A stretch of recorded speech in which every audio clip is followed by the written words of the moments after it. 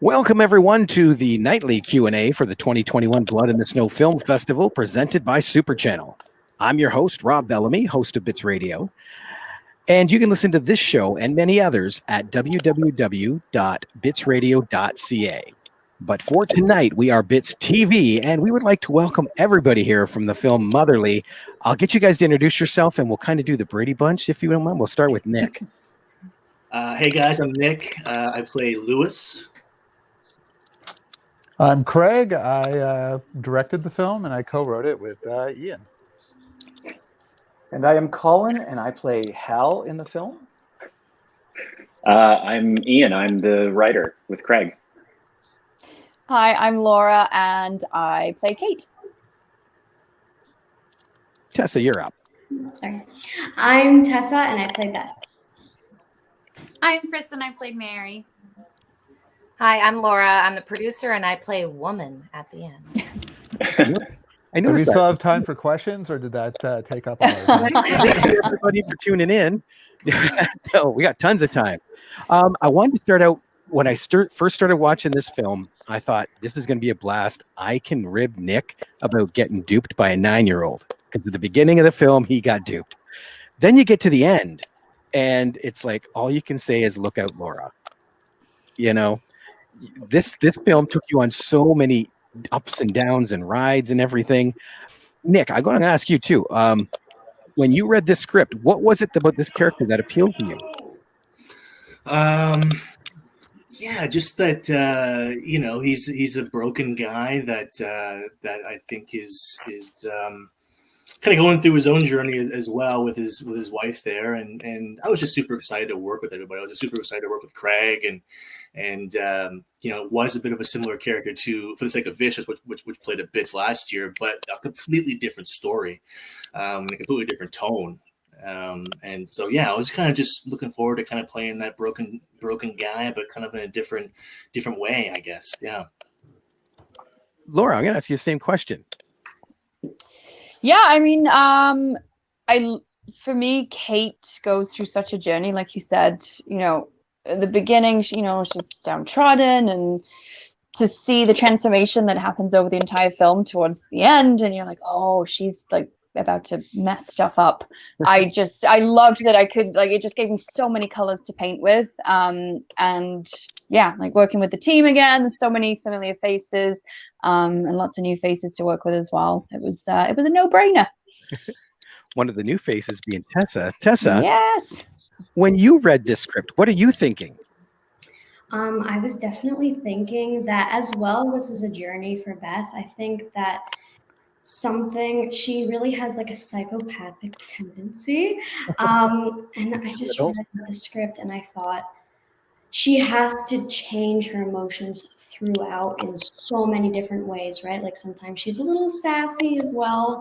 And then let's just change to the complete like dark emotions and faces. Well, and that's one of the things with everybody here, when you get into your role, you start researching it. How exactly did you research 9-year-old psychopaths? I couldn't say that I really researched it. I would say that Craig really helped me with the role, and he really helped me like portray the character and get into the mindset for sure. Excellent. Kristen, what were your thoughts reading this script? Because your character comes across very strong at that beginning.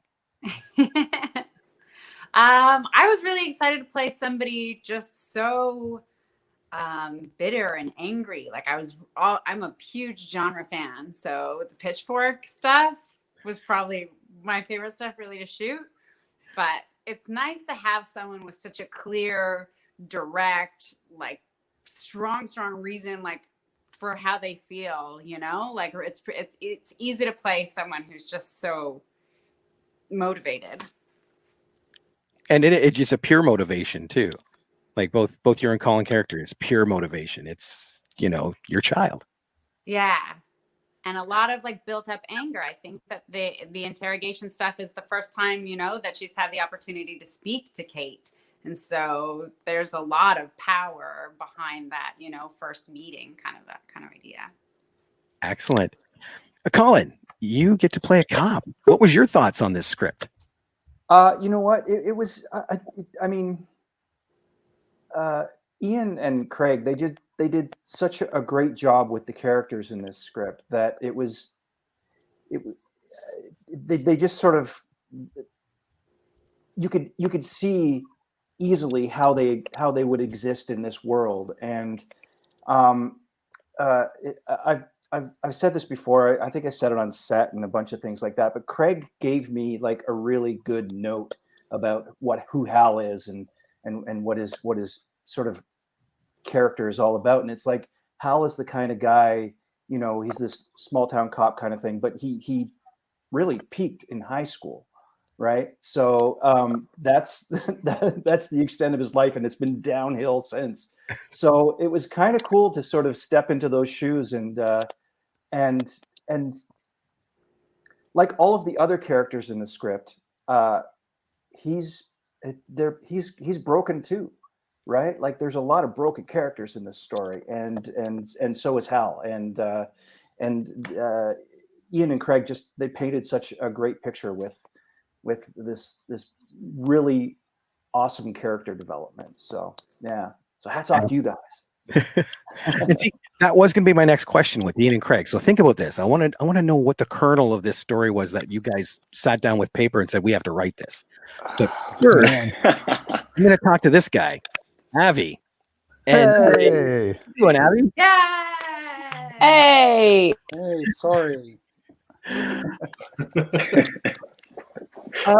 Avi, I'm going to jump right out of the gate and ask you, when you first got this script, what were your thoughts on it?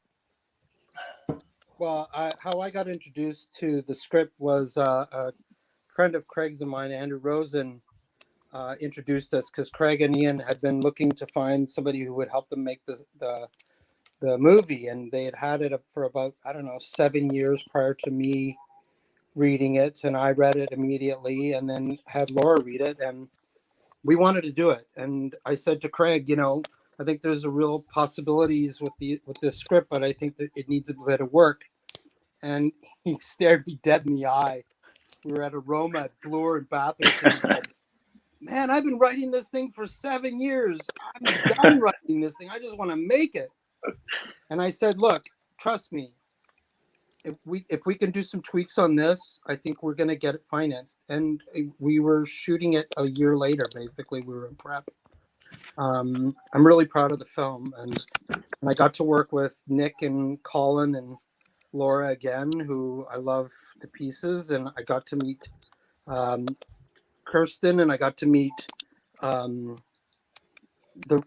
bunch of other people, including this amazing young actress who I think is going to be a superstar.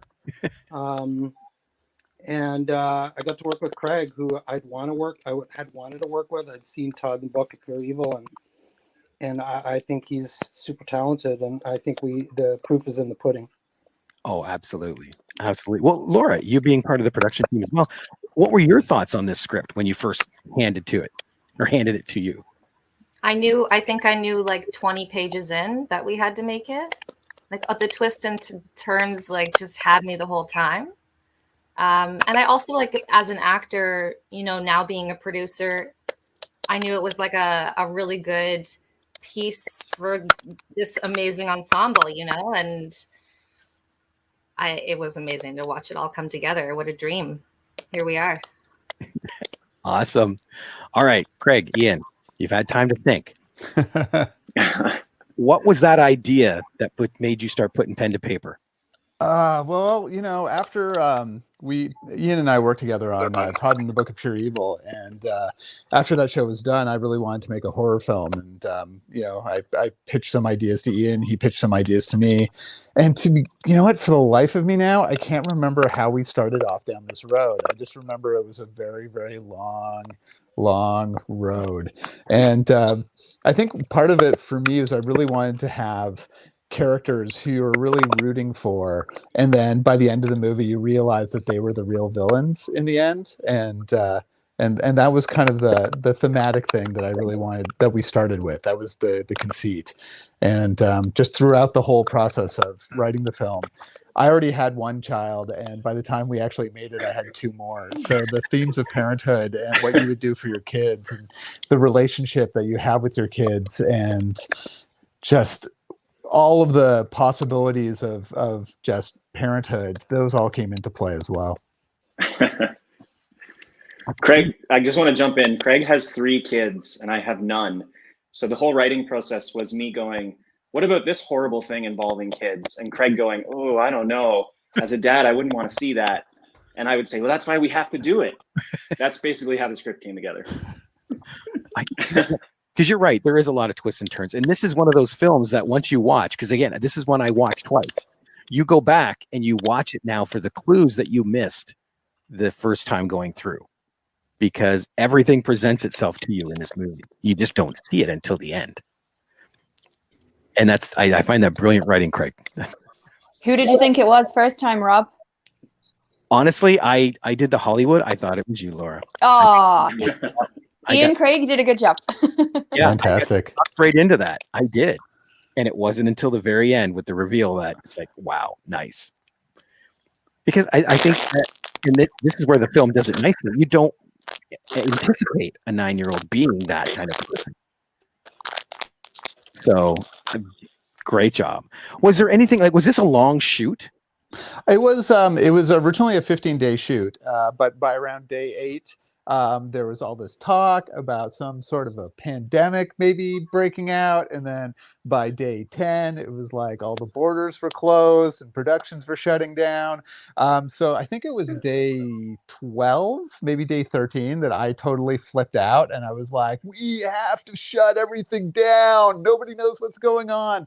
And Abby talked me down, and we basically came up with a plan to shoot out everything that we had to at the location we were at, because the barn was going to be torn down after the shoot, so we wouldn't be able to come back there. So we just went through everything that we could possibly shoot at, that we had to shoot at the location, and everything that we could keep. We just we shot 4 months later in a warehouse that was owned by our director of photography. So that was the shoot. It was 14 plus 1 extra crazy day. Wow. Okay. I mean, this one's for Avi and Laura. Location. Usually you can find a cool house to think. There's a lot of physical stuff in this thing that's like script specific, like that basement door. Was that written into the script because it was there, or is this something you had to go out and find? No, that was written into the script because it was there. Yeah. Yep. You can talk about that, Craig. I guess a huge amount of the script was rewritten strictly around the house itself. Once we had found the house and locked it in, the whole environment of the house is such a big part of how everything plays out that we really had to go through and just really figure out how all of that story would go in. And I think Ian was just determined to get that secret door in there. And as you can see, there's it's linoleum that fits seamlessly, so you can't even see the floor, which is not reality. The linoleum was totally peeled, and a friend of mine and I spent God knows how many hours in After Effects painting all that stuff out so that it looked seamless. But yeah, it was one of those things where we were shooting and I'm like, I guess I'll fix it in VFX. I'm sure it'll work out great. And then when I'm on hour 25 of painting out a line, I'm like, we should have just put down new linoleum. That probably would have cost us like $10. Yeah, that was the story of my life. Well, Kristen, I'll direct this one to you, because you didn't get to spend a whole lot of time in that house. Large portion of you is in the barn. It's true. Yes. What was it like shooting out in this barn? I couldn't see breath or anything, so I'm assuming it was warmish. It was freezing cold. We were all freezing cold, especially Laura was completely frozen. At least I was able to wear like a big warm jacket, and they had hand warmers in all my pockets. But poor Laura was strapped to a chair, just like shaking and twitching. Like, I'm sure it probably made the acting better for both of us, because there were certain nights where it was like really warm though, and you and I had to wear that parka, and we were like sweating bullets. Was that just me? No, it wasn't, Nick. It was never warm. It was never warm. Okay. No. It's because you do a lot more running around, Nick. You're running up and down the stairs, and yeah. Yeah, that had to be it. Okay. Nick runs hot. I just remember a lot of sweat, but I had a lot of layers on. Well, Tessa, let me ask you then, what's it like being in a horror movie like this? Because you got one of the cooler kills too. Well, yeah, I have to say that it was definitely a great experience and a different change from everything else, but definitely a great change. Yeah, it was really fun. Yes. I have to anticipate you reading the script, seeing that pitchfork scene. You're going, can we shoot this first? Yeah, I don't want to say I was excited about it, but yeah, I was thinking like this is so like different and amazing, and I was really excited for it. It was amazing to meet a bunch of new people, and yeah, it was a really great experience. Excellent. I do have to say that kill, Tessa did that in her audition, and we knew right away. She killed it. That was used for an audition. Oh, yeah. Wow. It was awesome. How do you do that in an audition? With a pitchfork? I'm just curious. I've got lots of bruises. There we go. With Craig and Ian, then, do you anticipate any kind of sequel to this film? That's funny. We talk about that all the time, trying to figure out what we would do with that. We were throwing some ideas around the other day. So I would just say, stay tuned. You never know, but the gears are turning. We've got some ideas. We've got some good ideas. I think it'll be good. We've got plenty of good ideas and a few really bad ones that we might do anyway. So then you explained that COVID kind of hit right at the tail end of filming. How did that affect your post? Oh my God. It was, it's funny because, at the time, it was just really crazy because my editor and I never got to sit in the same room, and we basically had both the same footage at his house and my house, and we both had the same editing program. So we were both kind of, he would just send me new edits and stuff. And it seemed like really awkward and difficult at the time. But since then, I've done so many jobs where the post-production process is exactly the same, and that's just how it's done now, that it just seems like it's standard. So at first it's like, we just did it like we do all films. But I remember at the time it was really difficult. I really have to hand it to my my editor, Joel, that he did a great job of going through and just really molding the film. And some of the my favorite stuff really just came out of him just coming up with ideas. Like when Laura gets knocked out, that whole flashback sequence of there's another flashback sequence that happens there that wasn't scripted, that Joel put together and using a lot of shots that we weren't intending on using. And so I really have to hand it to him for all the great work that he did. That's awesome. I do know, if you hadn't said it earlier, one of my questions was going to be, was this shot during COVID? Only because you have the ideal situation. You've got a secluded area, a certain number of people, like it's very limited. It is the COVID recipe for filming now. But again, just like everybody else I've spoken to recently, it was all done before. So you guys are like trendsetters before they even got here. Yeah, it might have, it did go pretty smooth, I have to say, but I think there was a lot of uncertainty, and if we had been actually making it during COVID, I think the uncertainty wouldn't has been so upfront. Just anybody sneezing or coughing at any time, you could just see everybody just flinch and tense up, because nobody knew really what was going on. Nobody really. There weren't really any guidelines. Nobody really knew what was actually happening. Everything that was posted on the internet was being, debunked by somebody else. And in retrospect, looking back, it was the best place for us to be. We had all been holed up in the same area that was far away from anywhere anybody had any cases, but nobody knew. We just didn't know at the time. No, exactly. Well, everybody, thank you for being here. Everybody at home, thank you so much for tuning in. Do make sure you stick around because there's more of Blood in the Snow on Superchannel coming up. If you want to hear more about what we're going to talk about, like I'm about to ask Avi, because I know he likes to just shoot what he's going to use. Was there anything that ended up on the cutting room floor? You can hear about it on our podcast, Bits Radio, which is at www.bitsradio.ca. But for now, have a great night. And now we're into podcast land. So, Abby, was there anything that hit the cutting room floor? You'd better ask Craig that. I mean, I thought there was stuff that originally, I think in the director's cut, there was stuff that I don't think was in that I think we had put in later. But I mean, it's a pretty tight cut to what we shot, I would say. Wouldn't you say, Craig? Yeah, there's nothing I think significant that we cut out, unless Ian, you can remember something. I mean, May I Laura, interject with yes. one thing that Avi Please. hasn't stopped teasing me about since you guys were editing? No, come on, don't. It was a performance of mine that was less than stellar, and I do believe that one ended up on the floor. I don't die often in these films because Because most of the time doesn't know how to die. I make it to the end. But Abby had a few words about my death, so I do believe Teasing her, just teasing. Just teasing, Laura. You know that. Well, I do have to ask, because one of the other really cool kills was Colin. Like that gunshot and the way it was shot was just like fast and really nice. Who did the effects on this? That would be me, and the many, many, many hours I worked on visual effects after the shoot, which is really strange because I was actually cutting together a little reel of before and after shots today that might or may not end up on a DVD in the future.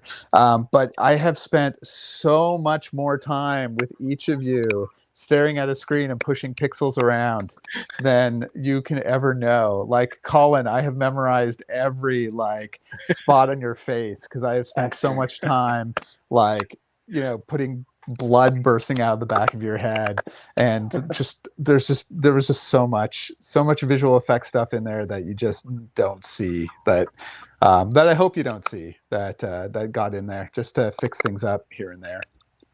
Then I have to ask, how much was practical? Because that effect did have a practical look to it. That had that was a combination of things. So it was Colin had a bullet hole in his cheek and a giant prosthetic hole in the back of his head. And so I just added the gunshot flash and some blood splattering out of it. And Colin delivered the rest, which is his look of shock of just having his brains blown out before he collapses. That's right. We lost Kristen. Very nice. Now, we'll have this as a free for all. Anybody can answer. Was there any interesting things that happened on set that you might want to share? Similar to, Laura not being able to die properly. There's a few, but for legal reasons, I don't know if we really. Also, a pandemic happened. I don't know if you heard about this. Or not. What? When did that happen? Laura, I don't know if it hit the news. I think, Laura Tremblay, Craig, and I lived at the house or the farm throughout the shoot, along with Meryl and Steph, who was our set decorator. And we had talked about seeing or hearing things at the farm. Laura, do you remember any of that? Like the first couple nights, it's an old, very, very old farmhouse, and they have kind of, as you see in the film, is exactly how the house looks. Really old, like vintage furniture and stuff, like creaky floors. And yeah, going to bed at night you would hear the floors creak or like a door creak. But then we were too tired to notice the ghosts anymore, I'd say. But so we much were doing of the time, full nights, basically, shooting all night and then trying to sleep during the day. Yeah, trying to sleep in the day without curtains in some of the rooms. That was really hard. Yeah, on a partially hot set. But that barn it felt haunted. But also, what I remember about that barn the most is the pigeons. Oh, The pigeons, because you were recording the audio during your takes, and the pigeons would not stop talking and squawking. Everybody remembers this, I'm sure. Yeah, I totally forgot about it until you brought it up right now. And Nick and Laura are just in this intense scene where it's just building to this absolute peak, and then these pigeons just kept going on and on and on. Yeah, that was tough. Oh boy. We were in a really small town, and the next day when the pigeons started, because it's springtime now, you know, they're like making babies or something.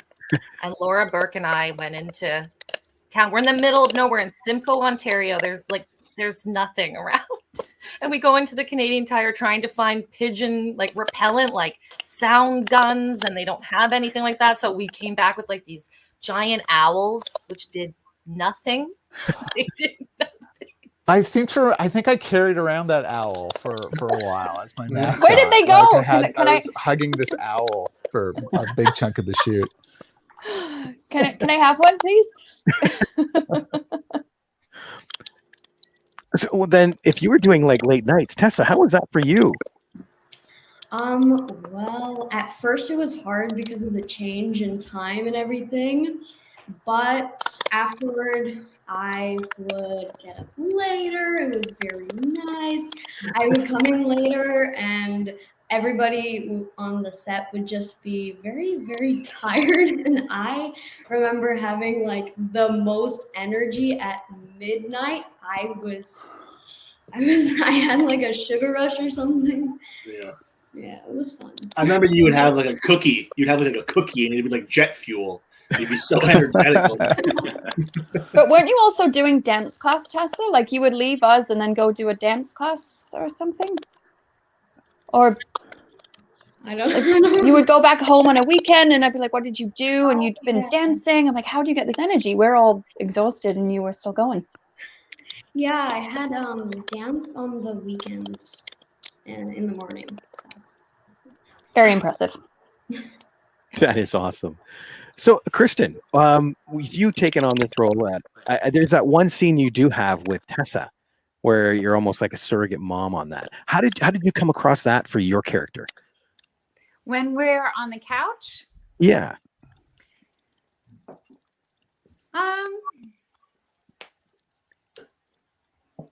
I mean, I guess the idea was that we were trying to keep really quiet. And so I think there was just the tension between the trying to stay really quiet and not have her, like the fight between being really mean to her, but also really caring and being aware that she's a child and she reminds me of my child and she's what's to be protected and she's why we're here. So there's just kind of that, you know, tension between wanting to keep her shut up and protecting her and sort of being at the grail of where we are in the house. Excellent. Yeah, because that was one of the there's like 6 key moments in there, and I found that to be one of them, you know, where you can see where you want to cross this line, but you don't because you're still going after poor Laura. So excellent. Is there any last things that anybody wanted to add? No. I've missed you guys.